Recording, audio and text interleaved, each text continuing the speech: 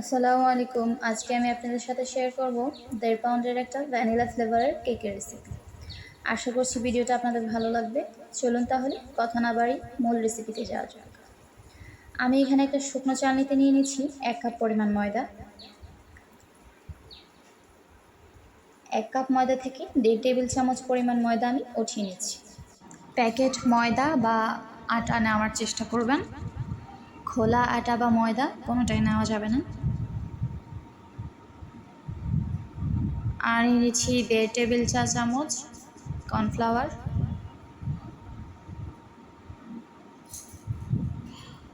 1 চা চামচ baking powder,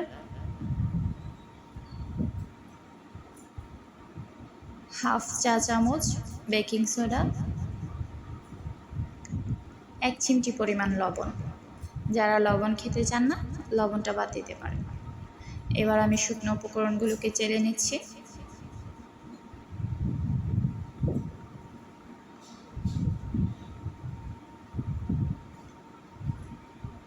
একটা স্প্যাচুলার সাহায্যে আবারও উপকরণগুলোকে ভালো করে মিশিয়ে নিই।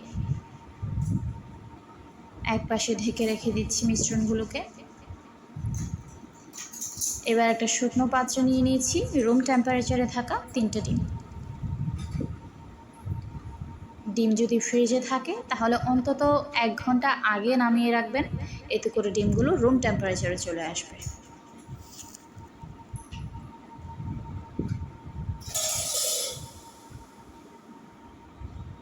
আর নিয়ে নিচ্ছি 2/3 কাপ চিনি। 1/3 কাপ করে 2বার নিলেই 2/3 কাপ চিনি হয়ে যাবে।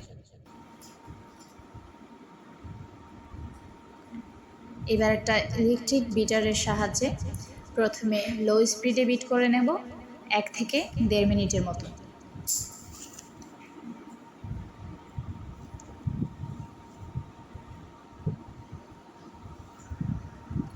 মাঝে মাঝে একটা স্প্যাচুলা দিয়ে নেড়ে দিতে হবে যাতে পাশে লেগে থাকা চিনিগুলো মাঝখানে নিয়ে বিট করা যায়।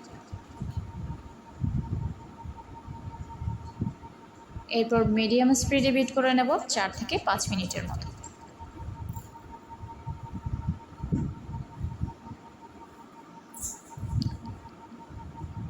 এরপর ততক্ষণ বিট করতে হবে যতক্ষণ না চিনিটা সম্পূর্ণ গলে যাচ্ছে। আমি চেক করে নিয়েছি চিনিটা সম্পূর্ণ গলে গেছে, ডিমের ফোম পারফেক্ট হয়ে গেছে। এখন 1/3 কাপ তেল দিয়ে 15 সেকেন্ডের মতো বিট করে নেব।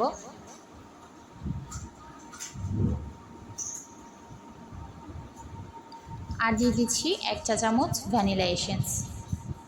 আবারও বিট করে নিচ্ছি 5 সেকেন্ডের মতো। এর চেয়ে বেশি বিট করা যাবে না, তাহলে ডিমের ফোম নষ্ট হয়ে যেতে পারে। বিটারের কাজ শেষ। এবার বিটারের কাঁটাগুলো আমি পরিষ্কার করে নিচ্ছি।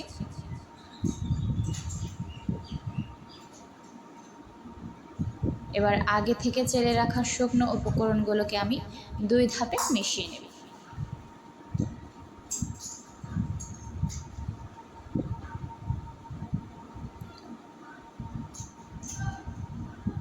খুবই ধীরে ধীরে মেশাতে হবে, যে কোনো এক পার্শ্ব থেকে মেশাতে হবে। এই পার্টটা খুবই গুরুত্বপূর্ণ।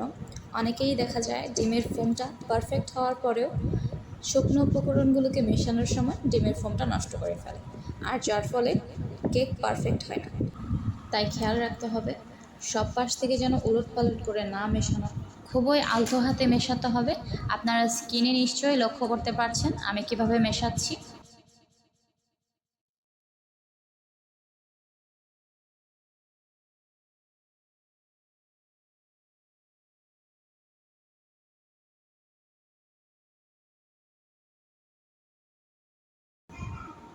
এখন দিয়ে দিচ্ছি 1 চা চামচ ভিনেগার।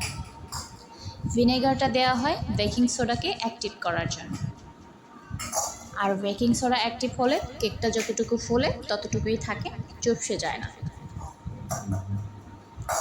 আমার উপকরণ মেশানো হয়ে গেছে।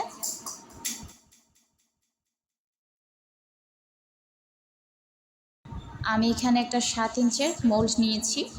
আপনারা চাইলে কেকটা 8 ইঞ্চের মোল্ডেও বেক করতে পারেন। আমি এখানে আপনাদের কেকের ব্যাটারের ঘনত্বটা দেখিয়ে দিচ্ছি। কেকের ব্যাটারের ঘনত্বটা ঠিক এরকম হবে। আমি যেহেতু চুলায় কেক বেক করব তাই 5 মিনিট আগেই চুলায় একটা প্যান বসিয়ে দিয়েছি গরম হওয়ার জন্য।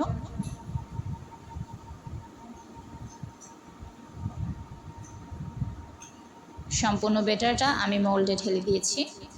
এবার একটা কাঠির সাহায্যে ভালো করে নেড়ে দিচ্ছি যাতে ভিতরে কোনো ফাঁকা জায়গা না থাকে। জোরে জোরে একটু ট্যাপ করে নেব যাতে কোনো এয়ার বাবলস থাকলে সেটা বের হয়ে আসে। একদম লো হিটে চুলায় আমি এটাকে বেক করে নেব 30 থেকে 35 মিনিটের মতো। ঢাকনার ওপরের ফোঁটাটা একটা কাগজ বা টিস্যু পেপারের সাহায্যে বন্ধ করে দিতে হবে। 30 মিনিট পর কেকটা বেক হয়ে গেছে, আমি কাঠি দিয়ে চেক করে নিয়েছি। এরপরের ভিডিও ক্লিপ আমি নিতে পারিনি। আজকের ভিডিওটা এই পর্যন্তই। কিছু ছবি তুলেছিলাম, আপনারা ছবি দেখে নিশ্চয়ই বুঝতেই পারছেন কেকটা কতটা পারফেক্ট হয়েছে। দেখা হবে আবার নতুন কোনো ভিডিওতে ইনশাআল্লাহ। ততদিন আল্লাহ তাআলা আমাদের সকলকে সুস্থ রাখুক, ভালো রাখুক, এই প্রত্যাশায় শেষ করছি আজকের ভিডিও। আল্লাহ হাফেজ।